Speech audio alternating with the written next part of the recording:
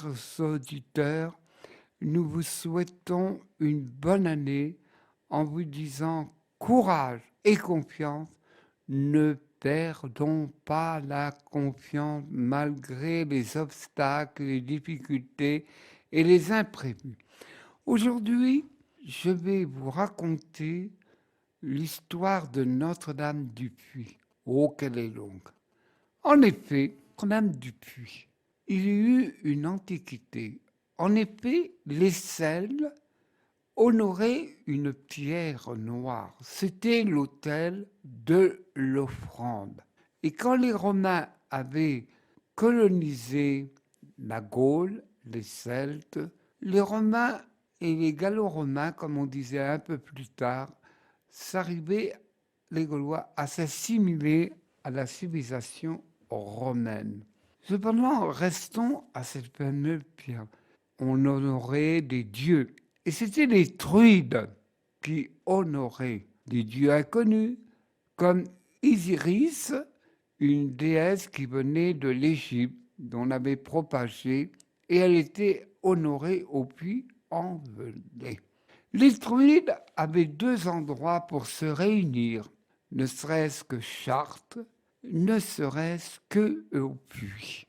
Et quand l'ère chrétienne est venue, Saint-Georges, des Georges, il y en a beaucoup, alors quand vous irez au ciel, vous ne perdez pas au ciel. Eh bien, Saint-Georges communiqua la foi en Dieu sauveur. Il y eut beaucoup de conversions.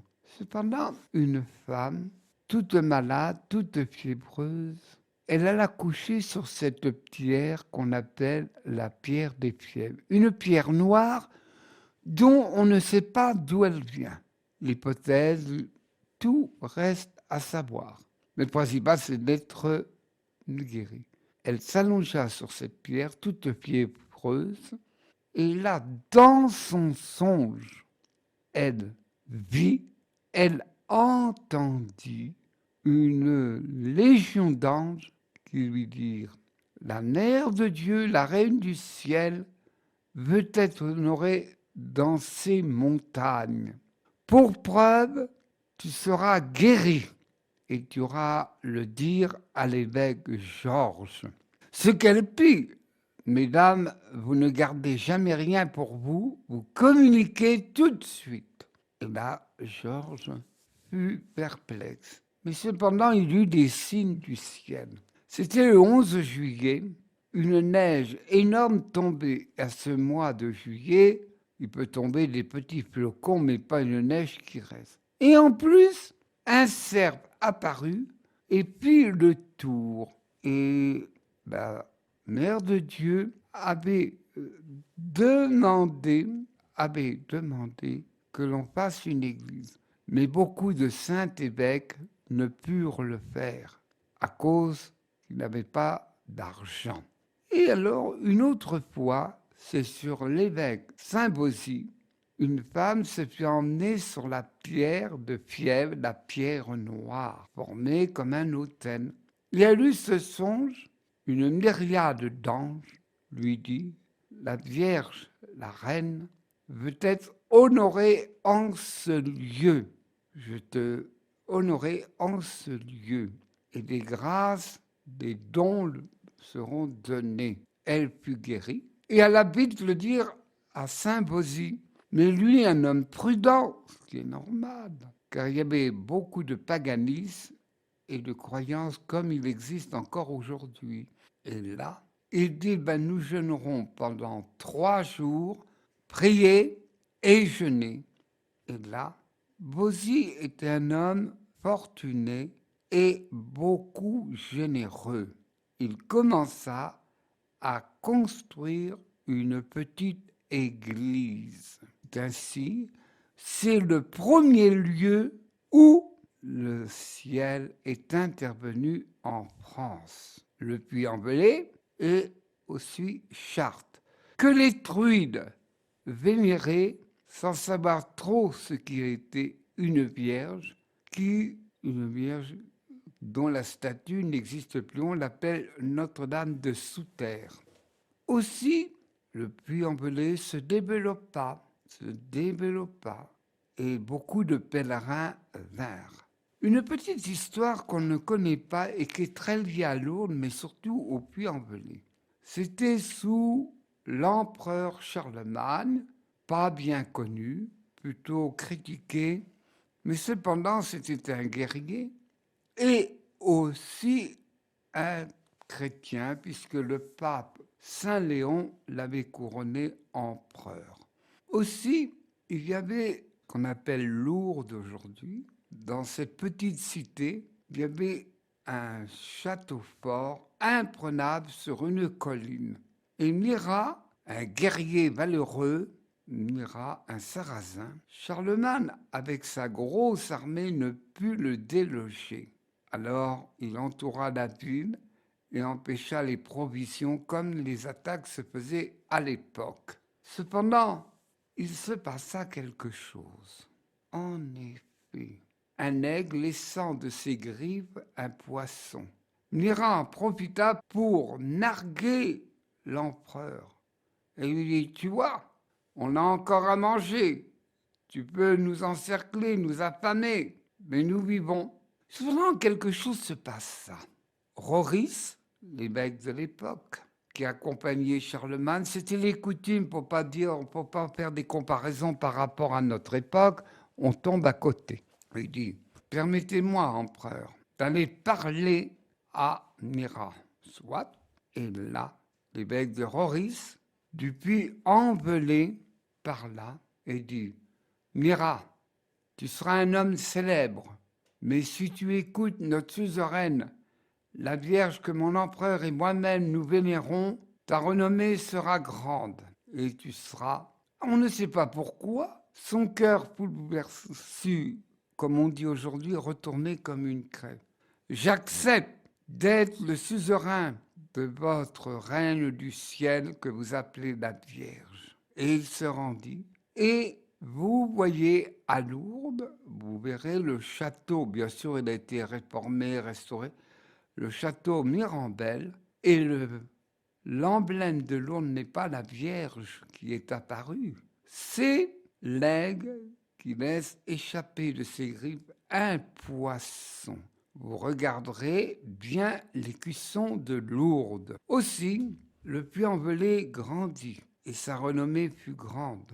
Ainsi, les pèlerins venaient. On a construit petit à petit cette église qui devint une basilique. Et la pierre noire était toujours fréquentée où les pèlerins étaient guéris. Aussi, vers l'an 1000, nous avons eu en l'an 2000 la grande année du jubilaire qui dura 3 ans. À l'époque, les gens avaient une peur, l'éclipse, et ils pensaient qu'arriverait la fin du monde, la peste, la guerre et tout. Le millénaire suscite à travers les peuples antiques une peur, une appréhension, on ne sait pas pourquoi. Cependant, l'évêque du coin a dit, puisqu'il en est ainsi, nous ferons le jubilé du grand pardon, et c'est particulier, quand le vendredi saint tombe le 25 mars, ce qui est rare, eh bien c'est le jubilé du grand pardon. Le dernier jubilé du grand pardon, dont le vendredi saint tombé le 25 mars, fête de l'Annonciation, c'est le dernier grand pardon et il aura dans beaucoup d'années, dans un demi-siècle, voilà ce jubilé. Le plus célèbre fut quand même en 2005. Il est passé beaucoup de monde à cette terre, à ce lieu. Le Puy-en-Velay était ce qui est aujourd'hui le Lourdes du haut Moyen-Âge. Il est passé pas mal de monde, ne serait-ce que Saint-Antoine de Padoue, et tous allaient vénérer. Il y a une chose quand les religieux, chaque soir, prient le Salvé, la dernière prière avant de se retirer dans sa cellule, l'évêque Adhémar, au temps de Saint Bernard, c'est lui qui a composé le Salve Regina et Saint Bernard a ajouté en latin « Au douce, au salve ». ô douce reine.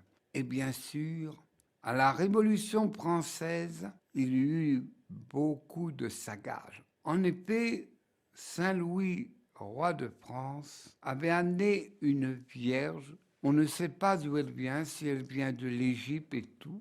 Et on y vénérait cette vierge noire. Et elle fut brûlée pendant la Révolution française.